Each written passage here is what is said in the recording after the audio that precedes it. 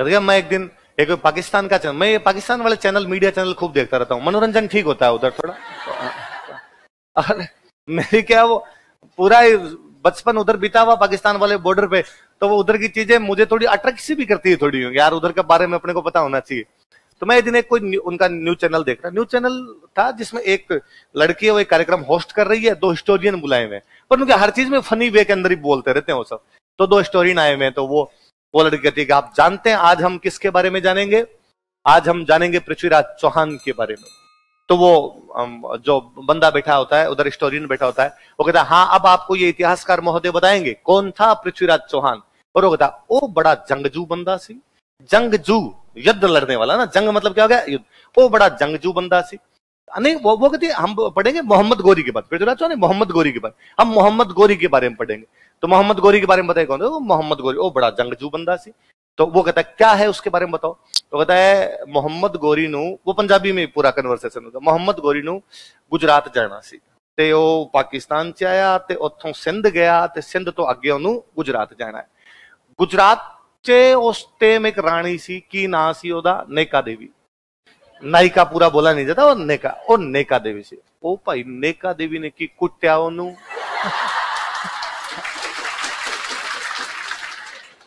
फिर गोरी उस रास्ते तो कदे नहीं गया, एत की उन्हें रास्ता चेंज करता, एत की वो पंजाब होके गया, फिर पंजाब से फिर एक अगे अजमेर दा दिल्ली दा राजा थे पृथ्वीराज, वो पृथ्वीराज आ गया ते ट्रेन दे पहले युचे गोरी नु फिर कुटता ते गोरी फिर आ गया।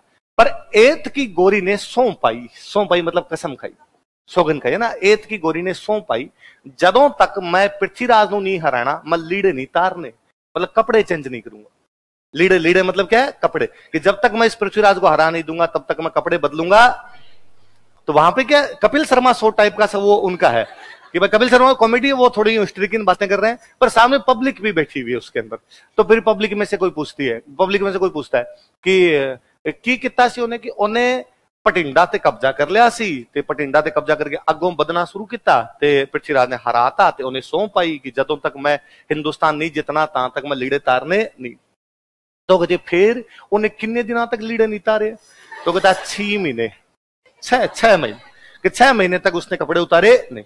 तो फिर वो वापस उनमें से कोई पब्लिक में से पूछता कि 6 महीने तक एक लीड़े पा के रखे?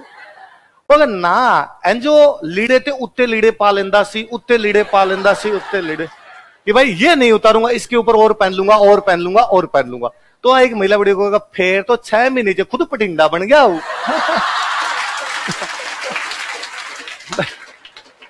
6 महीनों में तो 180 कपड़े हो गए, तो खुद ही पटिंडा बन के घूमता, एक शहर बन के तो खुद ही घूम रहा होगा कि 6 महीने से तो पटिंडा बन गया। फिर क्या कि एत की ट्रेन का दूजा युद्ध होया, पृथ्वीराज लड़ा सी पर उन्होंने हरा तो फड़ लिया, फड़ के उन्होंने मारता। तो मुझे लगता है पाकिस्तान वाले भी नायिका देवी की बात करते हैं, वो भी जानते हैं कि नायिका देवी ने रास्ते चेंज करवा दिए थे। नायिका देवी हमारी वो महान महिला थी, कायंद्रा युद्ध के बारे में वो जानते हैं, अपने वाले बाईपास मार जाते हैं। अच्छा, गजनी वाले कई सालों से ट्राई कर रहे थे, गजनी पड़ता है अफगानिस्तान में, उनका रूट ये था कि वो अफगानिस्तान से घुसते पाकिस्तान, पाकिस्तान से घुसते पंजाब, पंजाब से घुसते राजस्थान, और राजस्थान से जाने की कोशिश कर रहे थे गुजरात। उनको फाइनली लूटना क्या था? गुजरात, लेकिन उनकी पार नहीं पड़ रही। और हम देख रहे हैं लगातार, हम पढ़ते हैं कि गोविंद III ने भीम फर्स्ट के साथ में मिलके और गजनवी का मार्ग रोक दिया। पढ़ा था हमने पढ़ा था कि उधर से कोई दुर्लभ राज III जो है वो इब्राहिम को रोक देता है, कोई जो आपका विग्रहराज III जो है वो साहबुद्दीन को रोक देता है, कोई पृथ्वीराज फर्स्ट जो है वो बगुली शाह को रोक देता है। हम पढ़ रहे थे कि कोई अजय राज है जो बाद में उधर कहता है मैंने गर्जन मतंगों को हरा दिया है, कोई अरुणो राज जो कहता है तुर्कों को पीट पीट के मैंने झील बना दी आना सागर, कोई विग्रहराज चतुर्थ है जो कहता है कि है ना मैं खुसरो शाह को हरा दिया, मैंने उनको मार पीट के अटक के पार भगा दिया और मैं चाहूंगा कि उनके वंशज भी कभी भी अटक क्रॉस करने ना पाए। ऐसा था।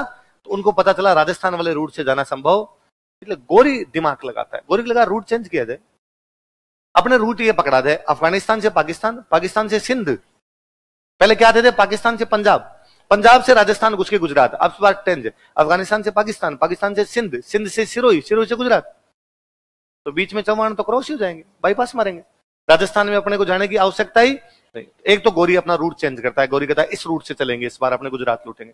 फिर गोरी को यह भी पता चला कि गुजरात का राजा इस समय बच्चा है मूलराज, और एक महिला शासन संभाल रही है। महिला क्या ही करेगी अपना, और आराम से जाके लूट पोट के आ जाएंगे वहां से।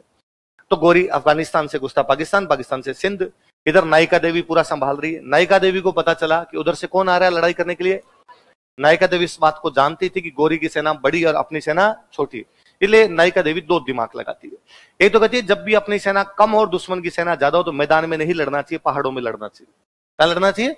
पहाड़ों में लड़ना चाहिए, क्योंकि पहाड़ों में दुश्मन की पूरी सेना एक साथ नहीं आ पाती, थोड़ी थोड़ी सेना आएगी, थोड़ी थोड़ी सेना आएगी, थोड़ी सेना का मुकाबला थोड़ी सेना से किया जा सकता है। नायिका देवी यह भी जानती थी कि गुजरात अकेले की पार नहीं पड़ेगी, इसलिए आस पड़ोस के राजाओं को अपने पक्ष में बुलाया जाना चाहिए। नायिका देवी गुजरात से निकलती है, पाटन राजधानी इनकी। राजधानी कौन सी है? आपने पढ़ा पाटन के गवर्नर जफर, पढ़ते हैं सर बुलंद खान को। अहमदाबाद का जो गवर्नर था सर बुलंद खान, तो अहमदाबाद के पास में जगह पड़ती है, जगह का नाम क्या था? पाटन।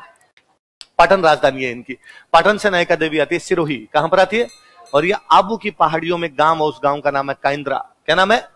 आबू ढलते उधर काइंद्रा गांव, वो काइंद्रा की पहाड़ियों में अपनी सेना लगाती है, और वो फिर पास पड़ोस के राजाओं के साथ देने के लिए। पड़ोस में कौन? आबू। आबू के राजा धारावर्ष परमार कौन है?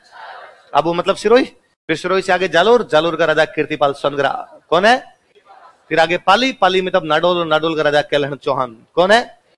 आस पड़ोस के पाली, जालोर, सिरोही के राजाओं को जो मेरा साथ देने के लिए हो, तो उसका साथ देने के लिए कौन कौन गए? केलहन, कीर्तिपाल, धारावर्ष। किसका साथ देने के लिए? नायिका देवी, जो किसकी मम्मी है, किसके खिलाफ लड़ने के लिए जा रही?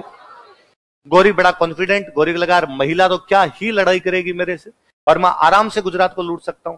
पर गोरी जानता नहीं था कि इस बार हालत खराब होने वाली है।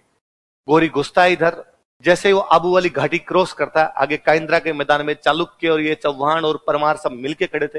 गोरी को क्या भयंकर कूटा इन लोगों ने, धोतियां खोल ली थी। नायिका देवी तब भयंकर हराती है कि गोरी के दिमाग से ये तो निकला कि महिलाएं होगी तो मैं जीत सकता हूं। तो आप राजस्थान वीरांगनाओं की धरती है, अपना इस मामले में बड़ा गजब का इतिहास रहा है। मैं हमेशा हंसता हूं, गांव में ना किसी से कोई लड़ाई होती है ना, भाई हमारी किसी से लड़ाई हो गया और किसी से लड़ाई हो गई, तो गांव में एक मुख्य डायलॉग होता है कि हमसे पंगा लिया ना तो रास्ता भुला देंगे। क्या भुला देंगे? तो तुम्हारे दिमाग में तो निकाल के फितूर दिमाग निकल ना, हमसे पंगा लिया रास्ता भूल जाएगा इधर आने जाने का, तू कह रहा लड़ाई कर लूंगा। ये रास्ता नायिका देवी ने भुलाया। गोरी सिंध वाले रास्ते से आया था गुजरात लूटने के लिए, हार के गया। अगले कई सालों तक पहली बात तो गोरी की हिम्मत ही नहीं हुई, और दोबारा हिम्मत भी 1191 में वापस पंजाब वाले रास्ते से तबर हिंद पे कब्जा करता, इधर वापस आता।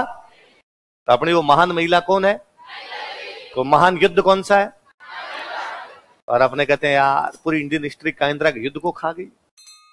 सारे युद्ध पढ़ाए गए लेकिन काइंद्रा पढ़ाया है। इतिहास इस बात को खा गया कि नायिका देवी जैसी महान महिला ने इधर से गोरी के रास्ते चेंज करवा दिए थे, गोरी को बुला दिया था इधर